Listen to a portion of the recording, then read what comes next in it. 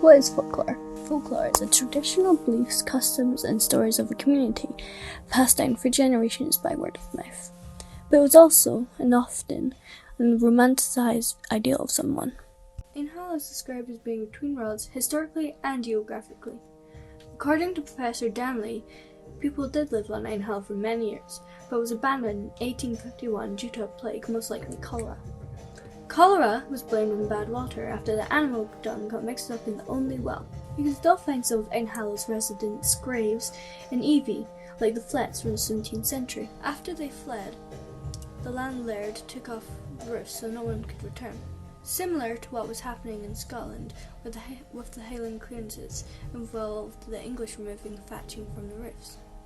Eynhallow is only accessible for 364 days a year, even though it is only 500 metres away from Orkney mainland.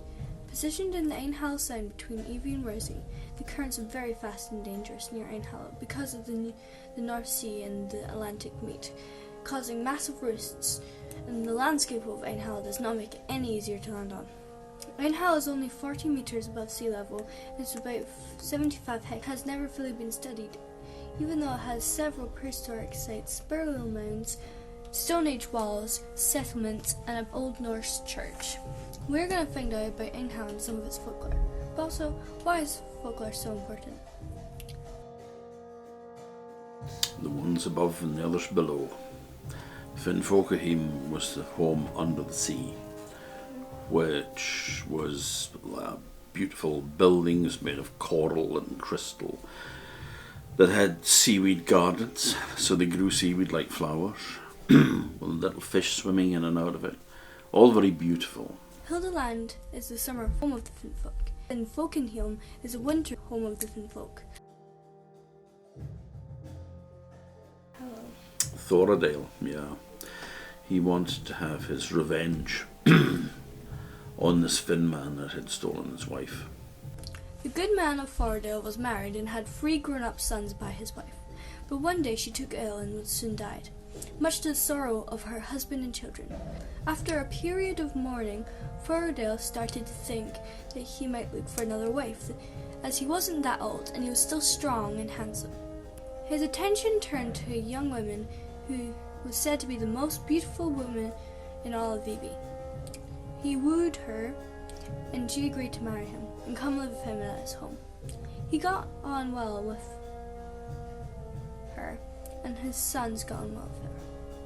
She got on well with his sons, and everything was fine for Fereday until one fateful day when he and his wife went to the shore to gather shellfish. Fereday had just sat down on the rock to tie his ribbon when he heard his wife scream. As he turned around, he saw Finman carrying her onto a boat and pulling the oars. The boat took off at a fantastic speed and was lost from sight before Fereday could do anything.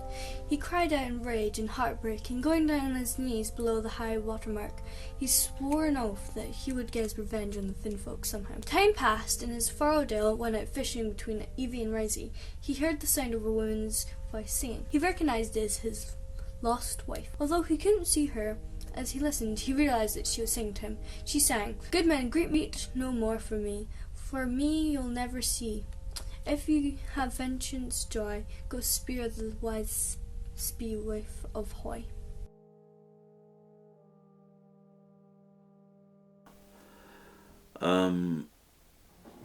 She is able to tell him what to do through a song when he's out fishing in the area where Eynhallow is now but wasn't then. So she's told to go to see a spae wife, a witch on Hoy, and she tells him what he's got to do to win part of Hildeland. He can't get his wife back, but he could steal a piece of their land, which is something that would hurt them immensely. They would really hate that. So it was revenge. It was getting your own back, you know. Sea Mither, or Mither of the Sea, is a spirit of Orcadian folklore who brings life to everything. Each spring and autumn she battles against her arch nemesis, Terran, another spirit of Orcadian folklore that causes harsh, cold storms. Eventually, Sea Mother overcomes Terran and sends him to the depths of the sea. But the work of custody drains her, while Terran strengthens. Terran tries to snatch control of her occasionally, causing summer storms. In Shetland, fishermen ask Sea Mother to take care of them from the devil Terran.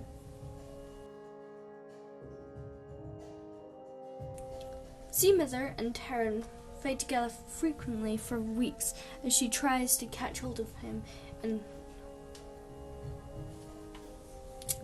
their fight causes monsoon-force winds and severe storms as she tries to snatch control from him. Terran's screeches are heard from the howling gales as they try to catch each other. This fight is dubbed as Vortully, or the Spring Struggle. Eventually, Sea Mother overcomes Terran, forcing him to the depths of the sea. Bad weather is created by Terran's attempts to escape. Then, a few months later, Gortelli, or Autumn Tumut, Sea Mother weakens after keeping Terran at bay, while Terran is fully charged. So after more fighting and terrible weather, Terran is triumphant. Terran sends the Sea Mother to land where she holds no power as she draws her power from the sea. During this time, the demonic Nuclevi is released, leaving a barren Orkney. Stories of the Sea Mother and Terran are of Orkney's most aged folklore. The weather is an uncontrollable force, so humans needed a way to explain without modern day science. He unleashes the Nuclevi.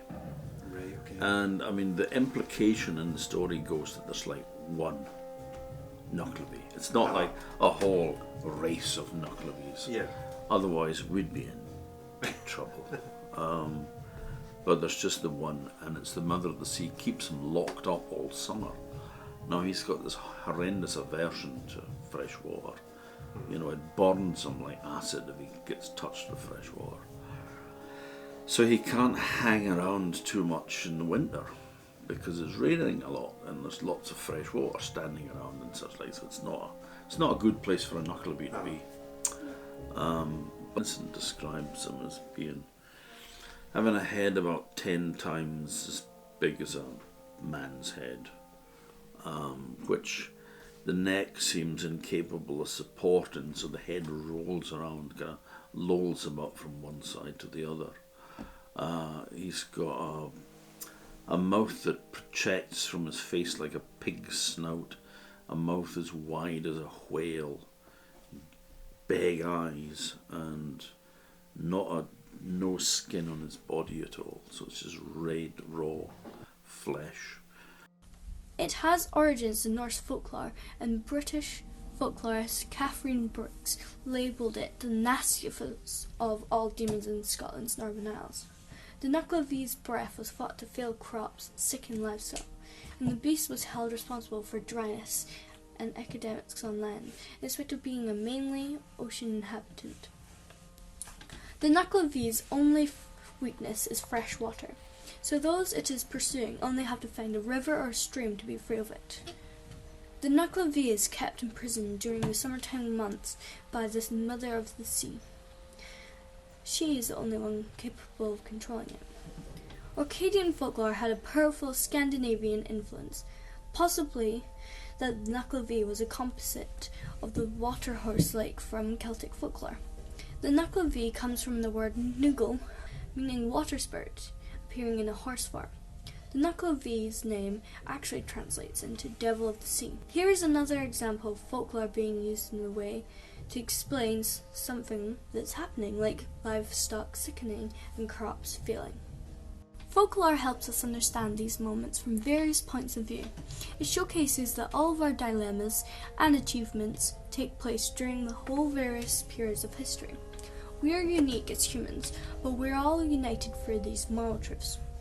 As folklore was passed down over generations, they made attitudes and aided strengthen expectations. Over time, folklore effortlessly included characteristics like love, strength, trust, or braveness into the stories. It also makes us understand why something is like that way, to aid curiosity and knowledge. That is what folklorists are trying to get across, to make sure that folklore, so vital to our history, is not forgotten. Folklore is very important to Orkney's heritage. It's not only a story, but an ancient way to explain why an unknown is like that. Imagine being in a simpler world with no technology or modern-day science. Folklore was how you understood that world. Like the Mother of the Sea versus Terran was a cautionary tale not to go out in these months, or you'd get caught up in the storm of them fighting.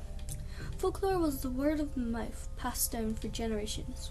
And Eynhallow was a mysterious island filled with unknown, and that unknown was filled with folklore.